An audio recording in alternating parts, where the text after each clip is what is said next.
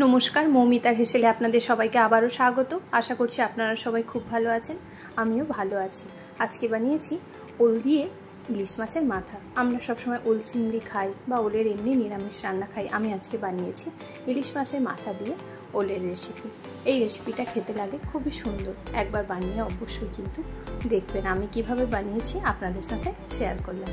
নিয়েছি 500 গ্রাম মতো ওল, ধুয়ে সুন্দর করে কেটে নিয়েছি। আর নিয়েছি একটা বড় সাইজের আলু, দুটো টমেটো আর ছোট ছোট দুটো ইলিশ মাছের মাথা। এবার আমি প্রথমেই যেটা করব, ওলটাকে মিনিট 15 মতো সেদ্ধ করে নেব।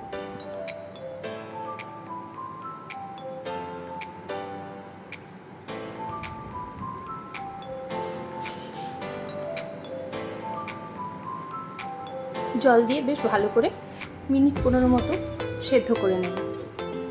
দিয়ে দিলাম পরিমাণ মতো লবণ আর একটু হলুদের গুঁড়ো, কালারটা খুব ভালো হবে তাই। এদিকে কড়াইটা বসিয়ে নিয়েছি, দিয়ে দিলাম তেল। তেলটা দিয়েই আমি আলুগুলো সব ওর মধ্যে দিয়ে দেব।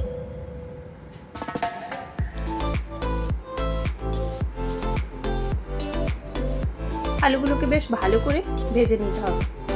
অল্প একটু পরিমাণ লবণ দিলাম।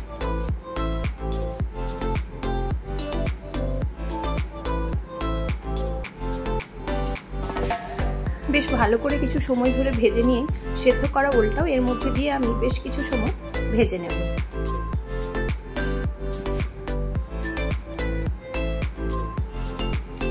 দিয়ে দিলাম অল্প একটু হলুদের গুঁড়ো, কালারটা খুব সুন্দর আসবে।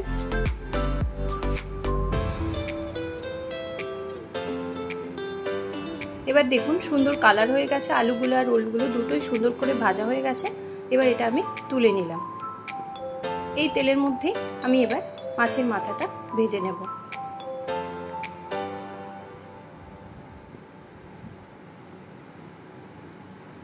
দেখুন ভালো করে মাছের মাথাটা ভাজা হয়ে গেছে, এটাও তুলে নিলাম।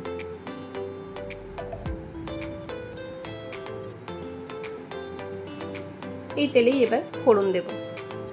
দিয়ে দিলাম দুটো শুকনো লঙ্কা, একটা তেজপাতা। ভালো করে শুকনো লঙ্কাটা কালার চেঞ্জ হয়ে গেলেই এর মধ্যে অ্যাড করব একটু সাদা জিরে।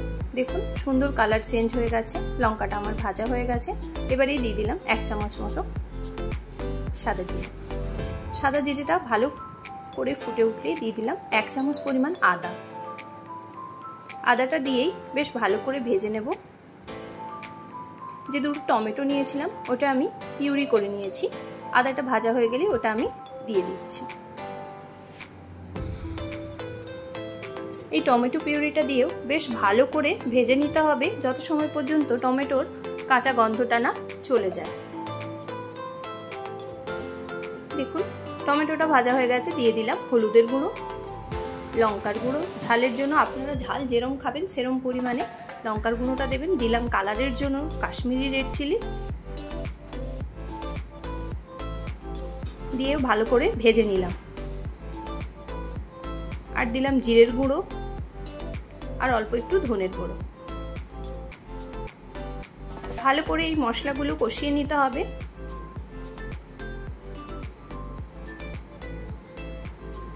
তারপরে এর মধ্যে দিয়ে দিলাম অল্প একটু পরিমাণ লবণ। লবণটা আমি বারবার ইউজ করছি তাই কিন্তু অল্প অল্প করে ব্যবহার করতে হবে।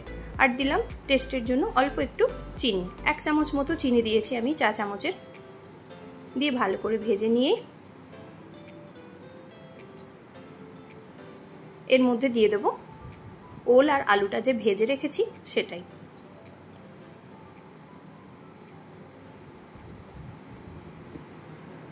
সব কিছু দিয়ে বেশ ভালো করে এটা কষিয়ে বেশ মশলাটা ভালো করে এর সঙ্গে মিশিয়ে নিতে হবে। ওল আর আলু মশলা সব যেন সুন্দরভাবে মিশে যায়।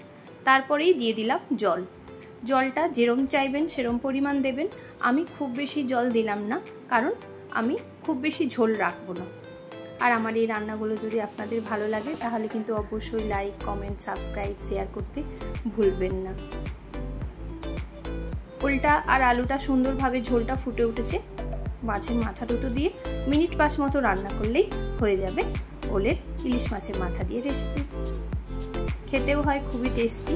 একবার কিন্তু অবশ্যই বাড়িতে বানাবেন। আমার রান্না পুরোপুরি কমপ্লিট।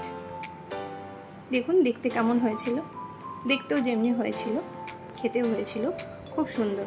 এরম একটা ওলের রান্না আপনারা বাড়িতে অবশ্যই বানাবেন, দেখবেন গরম গরম ভাতের সাথে আর কিছুই লাগছে না।